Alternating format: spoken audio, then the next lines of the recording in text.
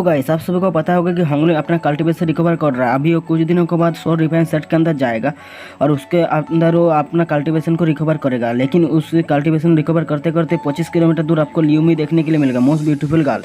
तो गाइस इस वीडियो को जल्द से जल्द शुरू करते हैं। तो गाइस जिसने अभी तक लाइक नहीं किया लाइक कर दो। तो गाइस चलो बिना टाइम वेस्ट के वीडियो शुरू करते हैं। तो सुनो, होंगलिंग जब अपना मॉस्किटो बेस के ऊपर जा ही रहा था तो मॉस्किटो बेस का स्पीड इतना ज़्यादा था कि होंगलिंग सहन नहीं कर पा रहा था, क्योंकि जो मॉस्किटो बेस है उसका पावर नेशन सोल लेवल का है, होंगलिंग का कोर फॉर्मेशन। इसीलिए वो मॉस्किटो बेस का पावर थोड़े से कम करके जा ही रहा था।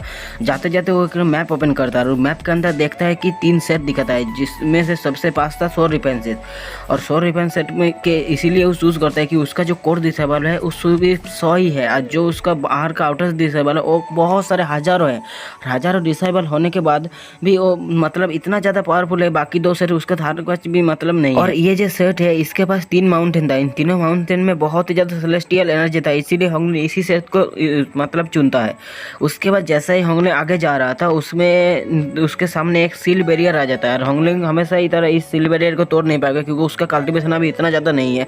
तो वो वहाँ पे खड़ा हो जाता है। खड़ा होने के कुछ टाइम बाद एक बंदा बूम बूम करके आ रहा था, और वो बंदा नोबेल के अंदर उसे इतना बेकार दिखाया जाता है। तो उसका मतलब मुंह छोटा सा है, चोक भी छोटा सा है, नाक और मुंह बहुत बड़ा सा है। तो ये नोबेल के अंदर बहुत ही बेकार दिखाएगा। ये मिडिल एज आर्मी जैसा था।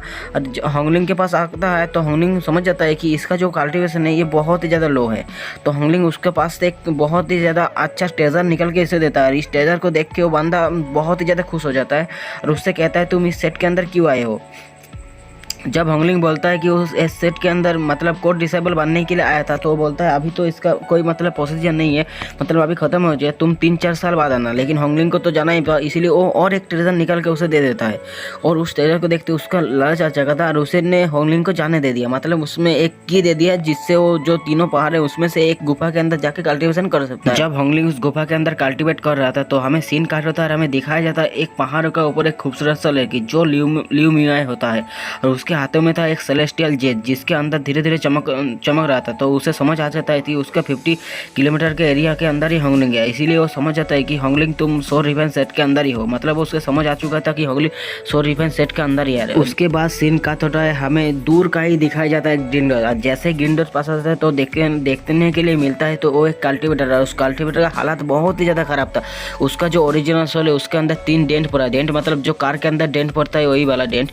और उसको और जब वो पास आता है तो हमें पता चलता है ये जायंट डीमन क्लन के एंसेस्टर है। और इसको जो हालात वो छोटा सा डीमन बॉय जो सांता ने निकाला था ना उसको किया था। और ये मतलब ये जो पूरा प्लेनेट का है 3 चक्कर काटा के आ रहा था यहाँ पे, और तीनों चक्कर काटने के बाद इसका हालात बहुत ज़्यादा ख़राब हो चुका था। इसीलिए वो जो उसका सेलेस्टियल पावर होता है उसको एक्टिवेट करके वो अपना क्लैन के अंदर चला जाता है, और जीमन वो है वो एक फॉर्मेशन का अंदर फंस जाता है। उसके बाद सीन का तो हमें होंगलिंग दिखाया जाता है जो उस गुफा के अंदर एक फॉर्मेशन बना रहता है, क्योंकि उस गुफा के अंदर मतलब वो कल्टिवेट करते करते कोई भी अंदर ना आ जाए, इसीलिए वो फॉर्मेशन बना के उस गुफा का अंदर को सील कर रहा था। उसके बाद वो 5 महीने तक उस गुफा के अंदर मतलब स्पिरिचुअल एनर्जी अंधे की तरह सोख रहा था। और सोखते सोखते वो अचानक से ब्रेक थ्रू कर लेता है उसका जो पील फॉर्मेशन का मिड स्टेज के अंदर। उसके बाद वो जैसे ही उस गुफा के अंदर और भी ज़्यादा स्पिरिचुअल एनर्जी सोखने का ट्राई कर रहा था तो गुफा का ऊपर क्रैक दे रहा था, इसीलिए वो वहाँ से निकलने का ट्राई करता है। तो अपने जो फॉर्मेशन है उसे तोड़ के वो फाइनली गुफा के अंदर से मतलब निकल जाता है। निकलने के बाद वो देखता है कि अभी तो शाम के टाइम है, इसीलिए वो सनसेट देखने के लिए बैठ जाता है। और सनसेट देखते देखते वो सोच रहा था कि कल इस मतलब ईयर का ख़त्म होने वाला है, मतलब इसका आखिरी दिन है। इसीलिए वो मतलब जो उसने इस ईयर के अंदर किया था उसके बारे में सोच रहा था कि कैसे उसने अपना कल्टीवेशन खो दिया और उसने कैसे कैसे उसके सब कुछ छीन लिया था। इसीलिए वो सोच रहा था और कहता है कि अभी से मेरा एक नया जर्नी स्टार्ट होने वाला है। तो गाइस यही था गाइस ये वीडियो। तो बताना आपको ये वाला एपिसोड आप सभी को कैसा लगा। अच्छा लगा तो लाइक कर देना। मैं मिलता है इसका किसी नेक्स्ट एपिसोड में, तब तक के लिए बाय बाय।